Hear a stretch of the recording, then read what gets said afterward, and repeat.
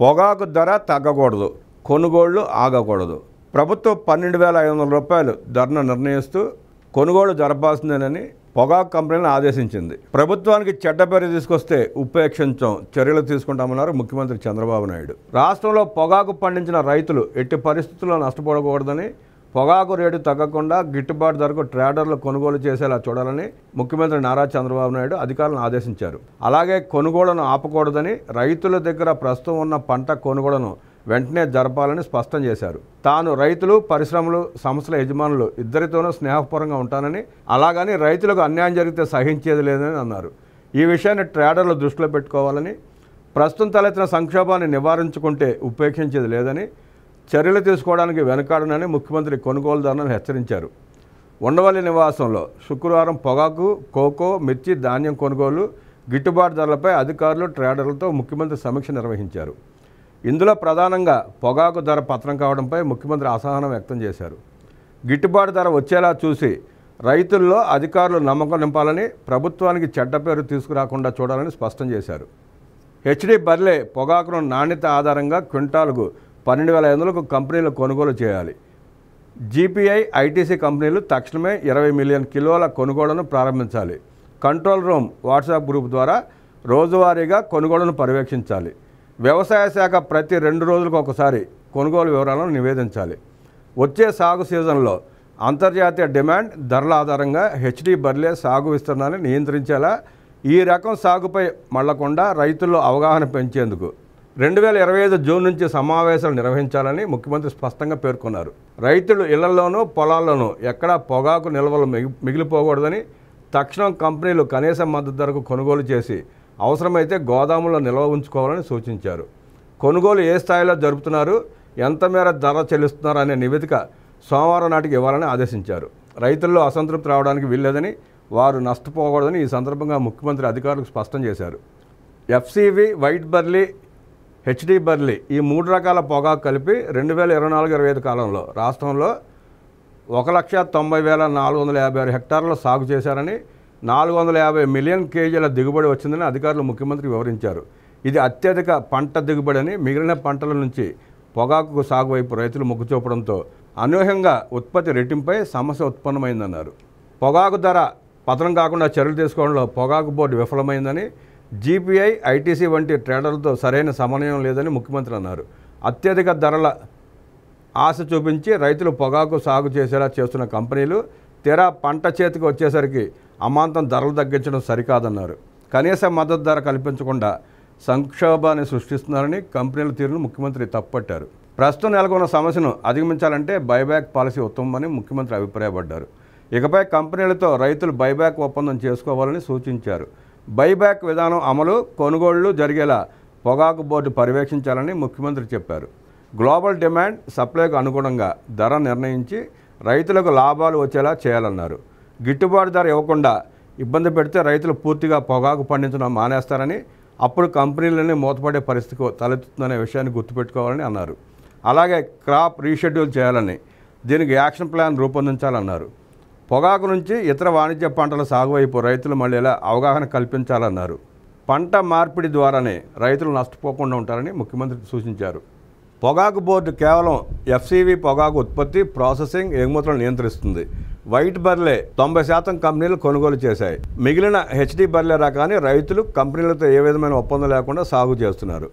మిర్చి, మొక్కజొన్న, పత్తిలో తెగుళ్ళు ఎక్కువ అవ్వడం, హెచ్డి బర్లే పొగాకు మొక్కలు స్థానిక నర్సరీలో అందుబాటులో ఉండటంతో రైతులు ఈ రకం సాగుకు మొగ్గు చూపిస్తున్నారు. బాపట్ల, ప్రకాశం, నంద్యాల, గుంటూరు జిల్లాల్లో ప్రధానంగా ఈ రకాన్ని ఎక్కువ సాగు చేస్తున్నారు. దిగువ ఆకులు 15 మిలియన్ కిలోలు ఇప్పటికే కంపెనీలు, స్థానిక వ్యాపారులు కొనుగోలు చేశారు. మిగిలిన పంటను కొనేందుకు ఎగుమతి ఆటల కోసం ఎదురు చూస్తున్నామని, అలాగే గోదాముల కొరత, నిధుల సమస్య ఉందని, కూలీల సమస్య వల్ల గ్రేడింగ్, ప్రాసెసింగ్ ఆలస్యంగా సాగుతోందని కంపెనీలు చెబుతున్నాయి. కోకో పంట గిట్టుబాటు ధరపైన సమీక్షించిన ముఖ్యమంత్రి చంద్రబాబు కోకో గింజలను కిలోకు 500 ధరకు తగ్గకుండా కొనుగోలు చేయాలని మాండలీ సంస్థకు సూచించారు. కోకో గింజల కొనుగోలులో రైతులను ఏ కంపెనీ దోపిడీ చేయడాన్ని సహించేది లేదన్నారు. ఇతర కంపెనీలతోనూ సంప్రదింపులు జరిపి కిలో 500 ధరకు కొనుగోలు చేసేలా సమన్వయం చేయాలని సూచించారు. కోకో సాగు నుంచి పంట విలువ పెంపు వరకు ప్రణాళికను మాండలీస్ సంస్థ రూపొందించాలని చెప్పారు. ఆయిల్ ఫామ్ తరహాలో ఒక ప్రత్యేక విధానం రూపొందించాల్సిన అవసరం ఉందని సీఎం చంద్రబాబు అన్నారు. రైతులు పరిశ్రమలకు అనుకూల వాతావరణాన్ని రాష్ట్ర ప్రభుత్వం కల్పిస్తోందని, ఆ విధంగానే కంపెనీలు ప్రభుత్వానికి సహకరించి రైతులకు న్యాయం చేయాలని ముఖ్యమంత్రి కోరారు. రాష్ట్రంలో కోకో రైతుల దగ్గర నుంచి చివరి గింజ వరకు కొనుగోలు జరపాలన్నారు. ఫార్వర్డ్ బ్యాక్వర్డ్ ఇంటిగ్రేషన్కు సంబంధించిన ప్రణాళికలు సిద్ధం చేయాలని అధికారులకు చెప్పారు. అంతర్జాతీయ ప్రమాణాలకు అనుగుణంగా కోకో గింజల నాణ్యతను మెరుగుపరచడానికి కొనుగోలు సంస్థలు రైతులకు అవగాహన కల్పించాల్సి ఉందన్నారు. ఇందుకు ప్రభుత్వం కూడా మద్దతు ఇస్తుందని సీఎం చంద్రబాబు చెప్పారు. రాష్ట్రంలో ఈ ఏడాది 12,000 మెట్రిక్ టన్నుల కోకో దిగుబడులు రాగా ఇప్పటికే అధిక మొత్తంలో కొనుగోళ్లు పూర్తయ్యాయని అధికారులు ముఖ్యమంత్రికి వివరించారు. గతేడాది అత్యధిక ధర చెల్లించి ఈ ఏడాది ఒక్కసారిగా ధర తగ్గించడంతో రైతుల్లో ఆందోళన మొదలైందని తెలిపారు. ఏపీలో కోకో పంట నాణ్యత తక్కువ ఉందని, అంతర్జాతీయ ప్రమాణాలకు తగ్గట్టు లేదని చెప్పి కొనుగోలు సంస్థలు ధరలు తగ్గించాయని అన్నారు. అయితే ప్రస్తుతం కోకో రైతుల దగ్గర మిగిలిపోయిన 2,000 మెట్రిక్ టన్నుల దిగుబడిని పూర్తిగా కొనుగోలు చేయాలని ముఖ్యమంత్రి అన్నారు. వ్యవసాయ మార్కెట్ కమిటీల ద్వారా మిరప పంటను విక్రయించిన రైతుల జాబితాను సిద్ధం చేయాలని వ్యవసాయ మార్కెటింగ్ శాఖ అధికారులను ముఖ్యమంత్రి ఆదేశించారు.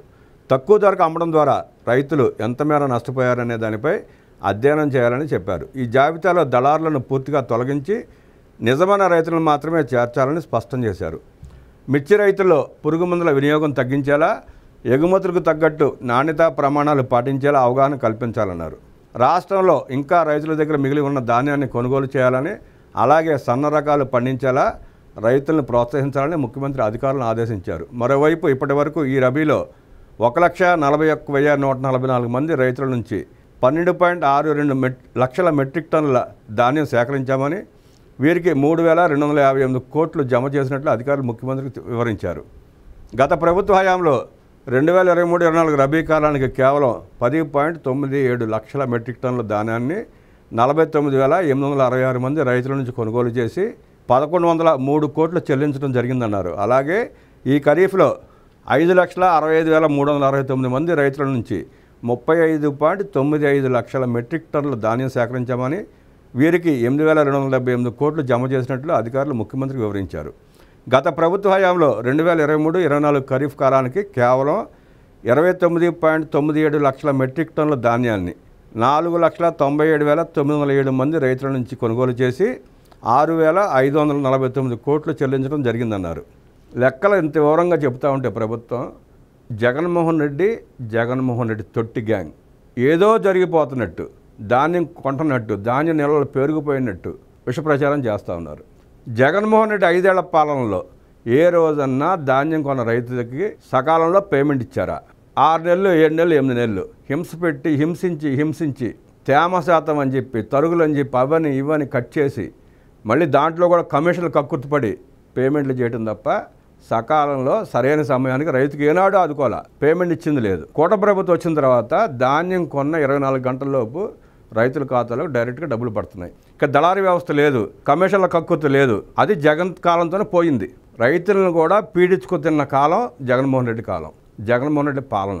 అవన్నీ భరించలేక రైతులు చాచి గోపు మీద కొడితే 11కు పరిమితం అయిపోయారు వాళ్ళు. ఇంకా విష ప్రచారాలు ఆపండి.